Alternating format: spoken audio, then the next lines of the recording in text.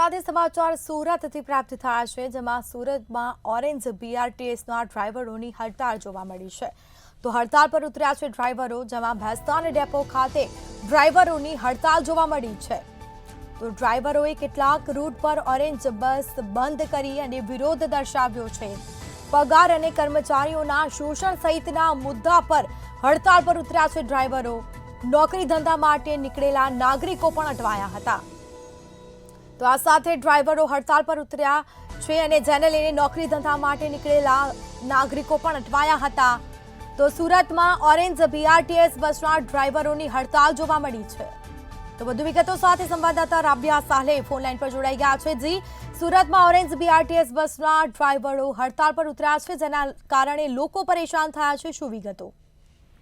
પગારથી માંડીને કર્મચારીઓના શોષણ સહિતના મુદ્દે જે છે બસ ડ્રાઈવરોએ હડતાલ કરી દીધી છે. સુરતની જે ઓરેન્જ બીઆરટીએસ બસ છે તેના ડ્રાઈવરો દ્વારા હડતાલ કરવામાં આવી છે.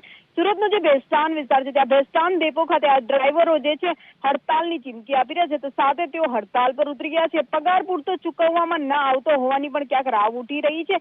તો ડ્રાઈવરો દ્વારા કેટલાક રૂટો પર ઓરેન્જ બસ જે છે બંધ કરી દેવામાં આવી છે. સુરતમાં માસ ટ્રાન્સપોર્ટેશનને લઈને સતત વિવાદો સામે આવતા રહે છે અને ફરી એકવાર આ વિવાદને લઈને ક્યાંક લોકોએ હાલાકી ભોગવવાનો વારો આવ્યો છે. વીજળી હડતાલને પગલે નોકરી ધંધે માટે નીકળેલા લોકો જે છે અટવાઈ રહ્યા છે. નાગરિકોને હાલાકી ભોગવવાનો વારો આવ્યો છે. કહી શકાય છે કે તંત્ર મસ્ત અને પ્રજા સખ્ત અત્યારે જોવા મળી રહી છે. હડતાલને લઈને લોકોએ હવે હેરાનગતિનો સામનો કરવો પડશે. જી બિલકુલથી તમામ જાણકારી આપવા બદલ આપનો આભાર. તો આ સાથે સુરતમાં ઓરેન્જ બીઆરટીએસ બસના ડ્રાઈવરો હડતાળ પર ઉતર્યા છે, જેના કારણે નોકરી ધંધા માટે નીકળેલા લોકો અટવાયા હતા. લોકોને મુશ્કેલી વેઠવાનો વારો આવ્યો છે.